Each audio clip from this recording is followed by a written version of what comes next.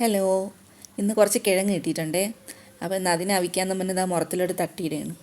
നമ്മുടെ നാട്ടിലെ കിഴങ്ങെന്ന് പറയുമെങ്കിലും പല പേരിലാണ് ഇവരറിയപ്പെടുന്നത്. കപ്പ, പൂള, മരിച്ചീനി, അങ്ങനെ പിന്നെ കസാവ, അങ്ങനെയൊക്കെ ഉണ്ട്.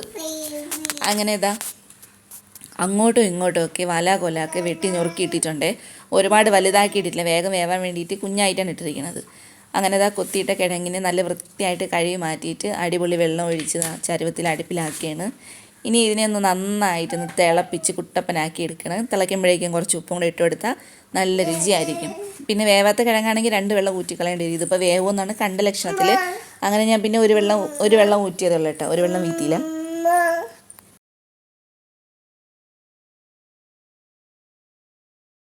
അങ്ങനെ ആ സമയത്ത് തന്നെ കുറച്ച് ചെറിയ ഉള്ളി തൊലിച്ച് വെച്ചിട്ടുണ്ട്.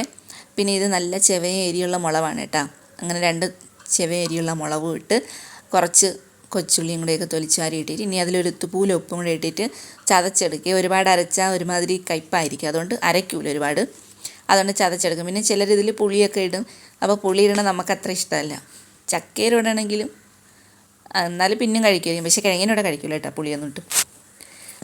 എന്നാലും നമ്മളിതിനെ പുളിമുളക് ഞവടി എന്നാണ് പറയണത്, പുളി ഇട്ടില്ലെങ്കിലും. അങ്ങനെ ചതച്ചെടുത്ത് വെച്ചിട്ടുണ്ട്. ഇനി അതിനൊരു കിണ്ണത്തിലോട്ട് ആക്കിയിട്ട് ഒരിത്തിരി പൂലം വെളിച്ചെണ്ണ ഒഴിച്ചു കൊടുക്കേ, എങ്കിലേ രുചി വരുള്ളൂ. പിന്നെ ഇപ്പോഴത്തെ സമയത്ത് വെളിച്ചെണ്ണയൊക്കെ എടുക്കുക എന്നുള്ളതൊരു റിസ്ക് ആണെങ്കിലും വെളിച്ചെണ്ണ വീത്തിയാലല്ലേ രുചി വരുള്ളൂ. പേടിച്ച് കൈ വിറച്ചാണ് വീത്തുന്നത്. അപ്പോൾ ആദ്യം വീത്തിയിട്ട് എങ്ങും പെരണ്ടിട്ടില്ല. അതുകൊണ്ട് ഇത്തുപൂലം കൂടെ വീത്താന്നും പറഞ്ഞുകൊണ്ട് വിറച്ച് ഇത്തുപൂലം കൂടെ വീത്തിയിട്ടുണ്ട്. ഇനി അതിനെ മിക്സ് ചെയ്ത് അവിടെ മാറ്റി വെച്ചിട്ട് വിചാരിച്ച് കിഴങ്ങും ഇതുവേ ഉള്ളൂ, മുളകും ഞൊടിയതല്ലേ ഉള്ളൂ. അപ്പം കുറച്ച് കരുവാടും കൂടെ പൊരിക്കാമെന്ന് പറഞ്ഞിട്ടുണ്ട്. കുറച്ച് ചാളക്കരുവാട് ഫ്രിഡ്ജിൽ നിന്ന് തന്നെ എടുത്ത് വെള്ളത്തിട്ടിട്ടുണ്ടെങ്കിൽ അതിൻ്റെ നാലിളവുള്ളൂ.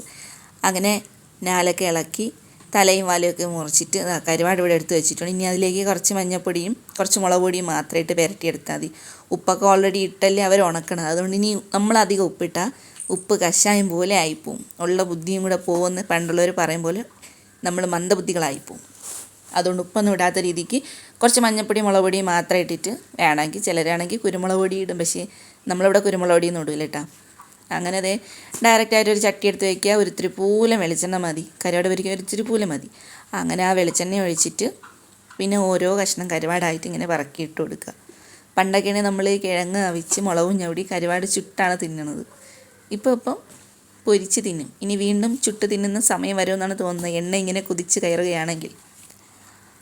അങ്ങനെ ഓരോരോ കഷ്ണങ്ങളായിട്ട് ഇങ്ങനെ പൊരിച്ചെടുത്തിട്ടുണ്ട്. അതിൻ്റെ കൂടെ തന്നെ വെറുംചായ ഇട്ട് വെച്ചിട്ടുണ്ട്. ഇനി വൈകിപ്പിക്കേണ്ട സമയമൊന്നുമില്ല. നമുക്ക് നേരെ പാത്രത്തിലോട്ട് കോരിയിട്ട് ചൂട് വെറുംചായയും കിഴങ്ങും മുളകും ഞൊടിയതും കരുവാട് പൊരിച്ചും കൂടി വെട്ടി അങ്ങ് തിന്നാം. ഈ കോംബോ ഇഷ്ടമുള്ളവരൊന്ന് ലൈക്ക് ചെയ്ത് കമൻറ്റ് ചെയ്യണേ. അപ്പോൾ ടാറ്റാ.